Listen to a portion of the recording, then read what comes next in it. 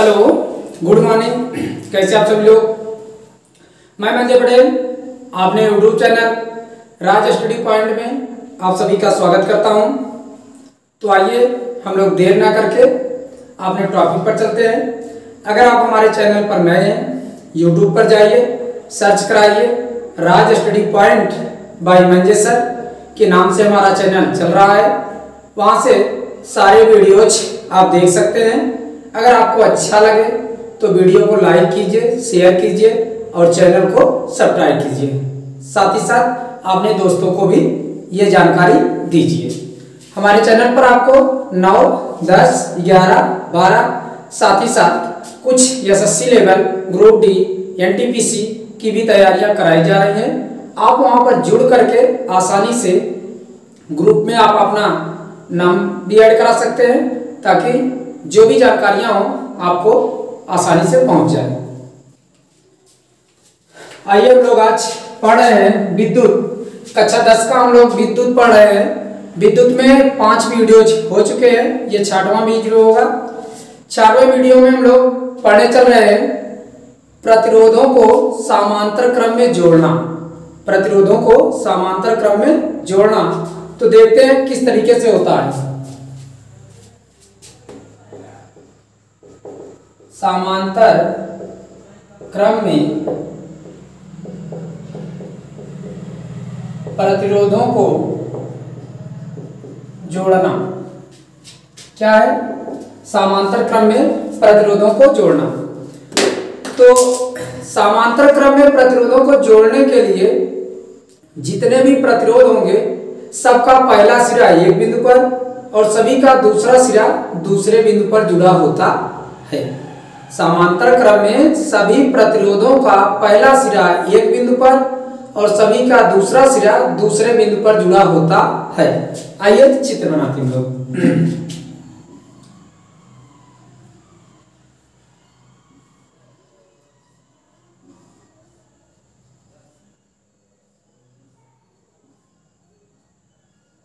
ये ए पॉइंट और ये बी पॉइंट, और इसका संबंध हम लोग कर देते हैं V वोल्ट की बैटरी से। यहाँ से धारा कितनी चलती है? I चलेगी।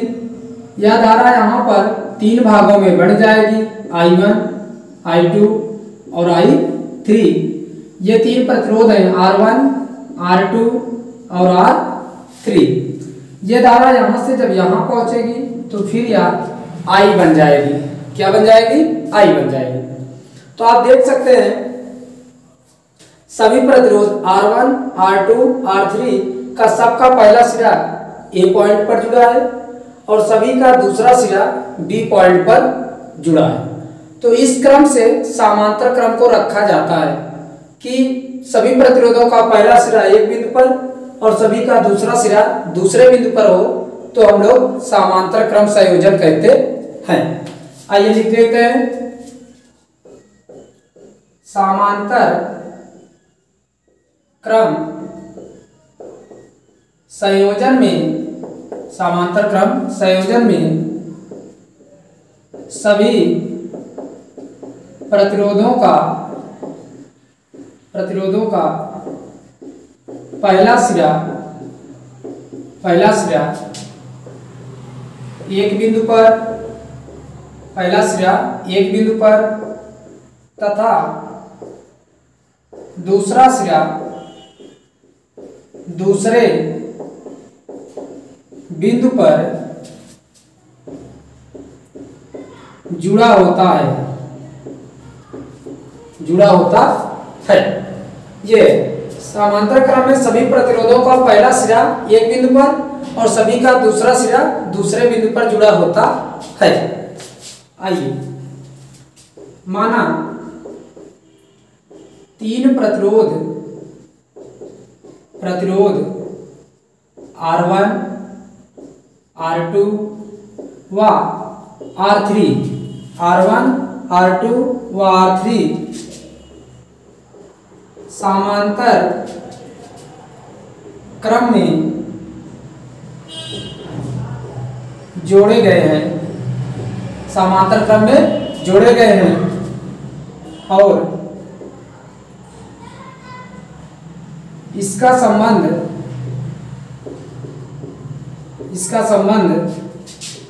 V वोल्ट की बैटरी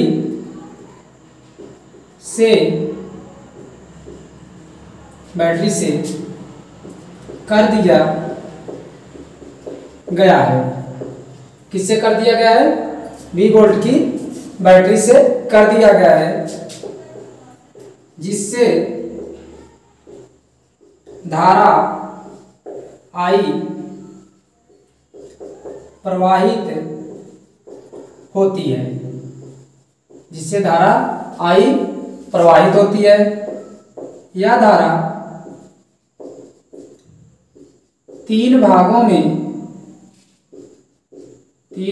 में I1, I2 व I3 में बढ़ जाती है तथा विभवांतर एक समान रहता है। तथा विभवांतर कैसे रहता है?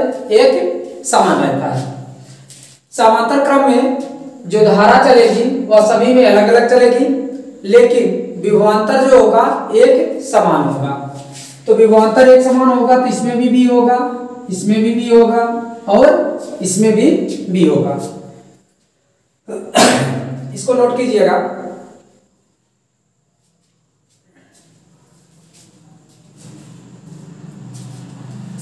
नोट हुआ?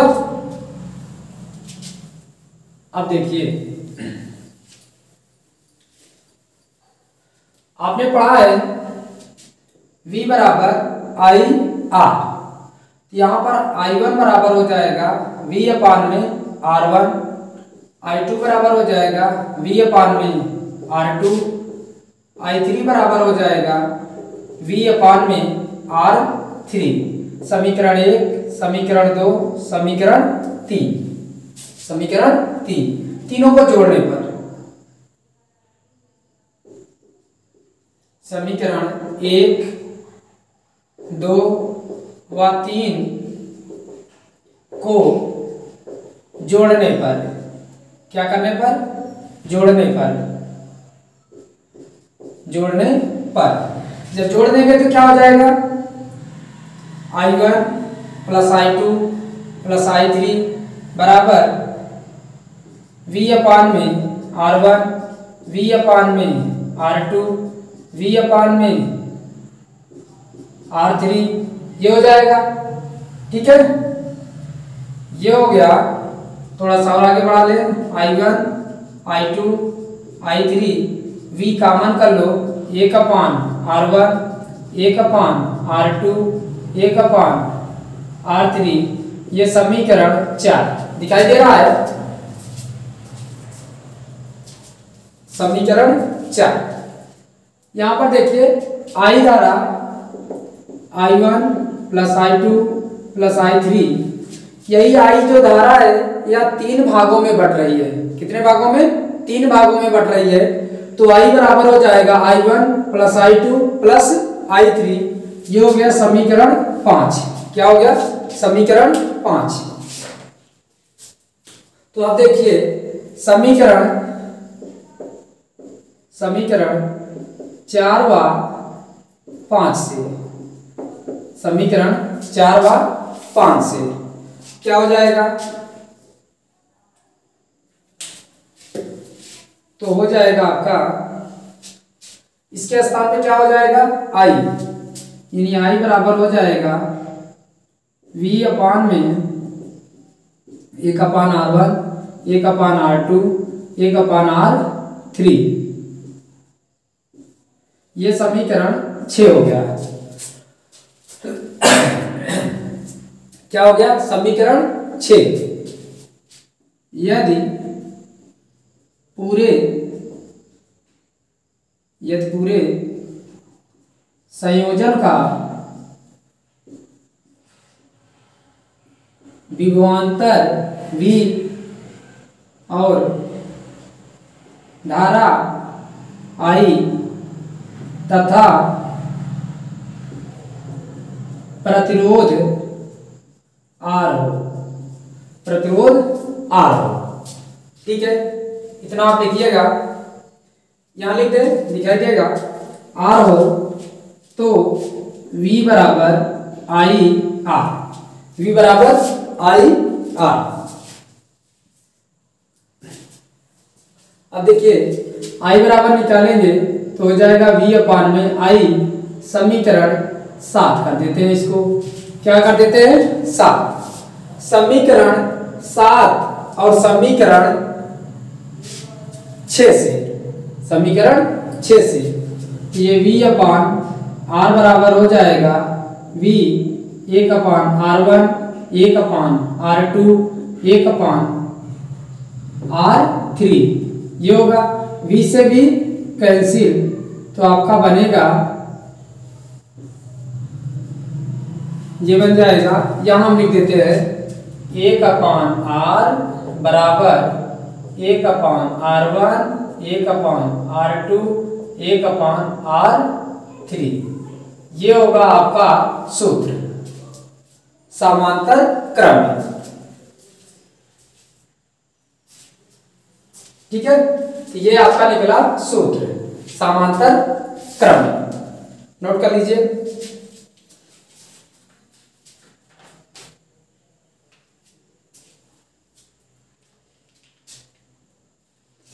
नोट हुआ?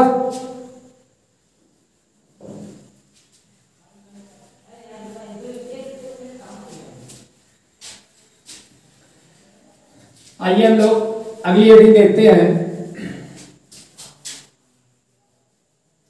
अब हम लोग देखते हैं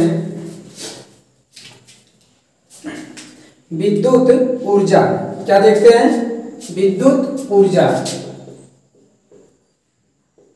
विद्युत ऊर्जा क्या है? विद्युत ऊर्जा, ठीक है। तो किसी चालक में जब हम लोग आवेश को प्रवाहित करते हैं, किसी चालक में आवेश को जब हम लोग प्रवाहित करते हैं तो कुछ आपको कार्य करना पड़ेगा, ठीक है। जब किसी, मान लो ये चालक है, तार है, और यहां से आपने आवेश प्रवाहित किया तो इस आवेश को यहां से यहां तक जाने में कुछ कार्य करना पड़ेगा। क्या करना पड़ेगा? कार्य करना पड़ेगा। यही कार्य हमारी क्या होगा? ऊर्जा होगा। क्या होगा? ऊर्जा होगा।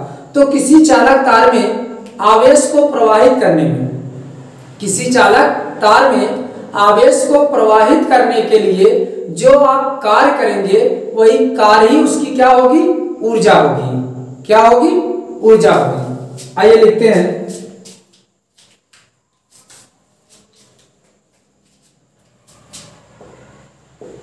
किसी चालक में विद्युत आवेश, किसी चालक में विद्युत आवेश प्रवाहित, विद्युत आवेश प्रवाहित होने में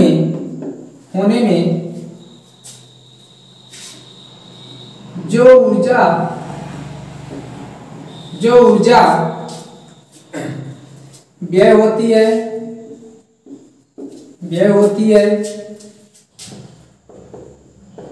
व्यय होती है उसे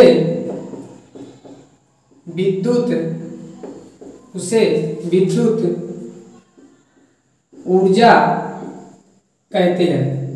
क्या कहते हैं? किसी चालक में विद्युत आवेश प्रवाहित होने में, किसी चालक में विद्युत आवेश प्रवाहित होने में जो ऊर्जा व्यय होती है, उसी को हम लोग क्या कहते हैं? चालक की विद्युत ऊर्जा कहते हैं। या मैंने आपको बताया कि किसी चालक में आवेश को प्रवाहित करने में, किसी चालक को आवेश को प्रवाहित करने में जो कार्य किया जाता है, जो उस चालक पर पूरा कार्य किया जाएगा, वही कार्य ही आपकी क्या होगी? ऊर्जा होगी। आइए लिख लेते हैं हम लोग,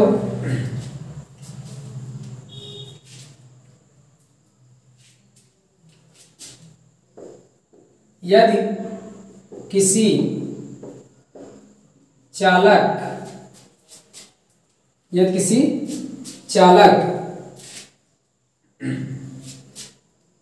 के सिरों के बीच का विभवांतर यदि किसी चालक के सिरों के बीच का विभवांतर v क्या हो, विभवांतर v हो तो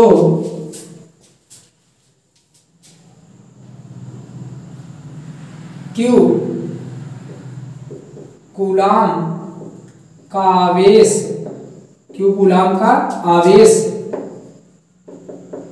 प्रवाहित करने में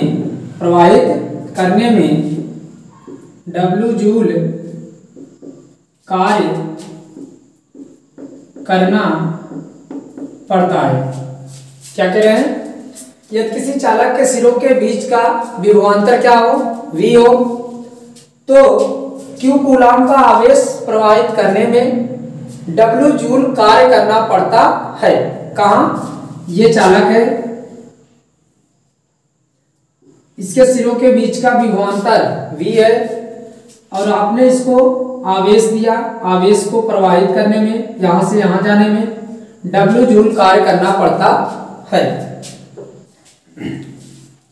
विद्युत ऊर्जा, किसी चालक में विद्युत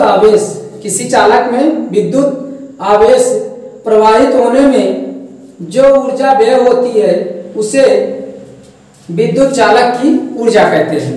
किसी चालक में आवेश को प्रवाहित करने में जो ऊर्जा व्यय होती है, किसी चालक में आवेश को प्रवाहित करने में जो ऊर्जा व्यय होती है उसे उस चालक की विद्युत ऊर्जा कहते हैं।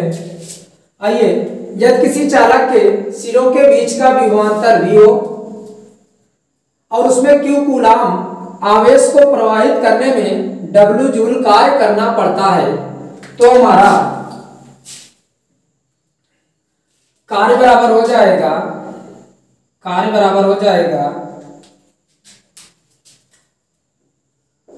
आवेश गुणे विभवांतर। आवेश बराबर क्या हो जाएगा, कार्य बराबर क्या हो जाएगा, आवेश गुणे विभवांतर V इंटू Q। कार्य बराबर क्या हो जाएगा, V इंटू Q। यही कार्य ही हमारी क्या होगा, ऊर्जा होगा। कार्य क्या होगा, हमारा ऊर्जा होगा। यदि चालक में Q कूलाम का आवेश T समय तक प्रवाहित किया जाए तो I धारा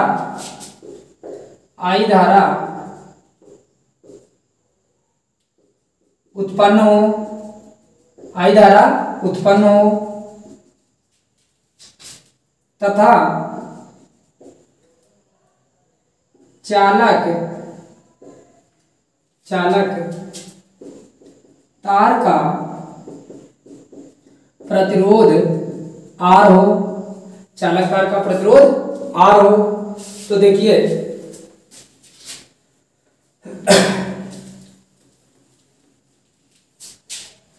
तो Q बराबर क्या होता है, Q बराबर होता है IT। क्या होता है, Q बराबर IT। तो यहां रख देंगे तो W बराबर हो जाएगा VIT। क्या हो जाएगा, VIT। एक तो सूत्र आपका ये हो गया। दूसरा आप देखते हैं V बराबर IR होता है। V बराबर IR होता है, यहां रखिए तो W बराबर हो जाएगा I के I में गुणा I square RT। I square RT, एक सूत्र हमारा ये भी हो जाएगा। ये क्या हो जाएगा, यहां से अगर I बराबर निकालो तो V स्क्वायर अपान में R होगा, V स्क्वायर अपान में R होगा। इसको मिटा दें तो यहाँ पर रख दीजिए W बराबर v² into r into T. एक r से r कैंसिल हो जाएगा तो v² r हो जाएगा। एक सूत्र आपका ये भी हो जाएगा।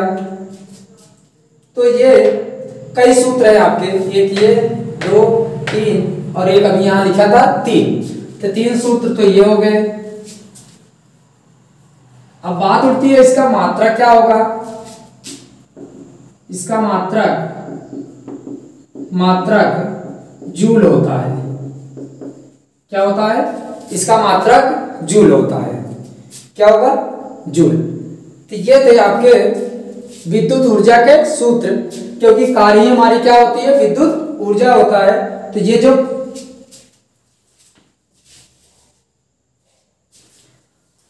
ये जितने भी फार्मूले निकाले गए सब क्या होंगे? विद्युत ऊर्जा के होंगे। तो आपने देखा किस तरीके से हम लोगों ने विद्युत ऊर्जा को यहाँ पर सॉल्व किया। आगे की चीजें जो होगी हम लोग अगले वीडियो में सॉल्व करेंगे। अगर आपको वीडियो पसंद आता है तो लाइक कीजिए, शेयर कीजिए और हमारे चैनल को सब्सक्राइब कीजिए। आपको सारी की सारी जानकारियां इस चैनल पर मिलती रहेंगी। धन्यवाद।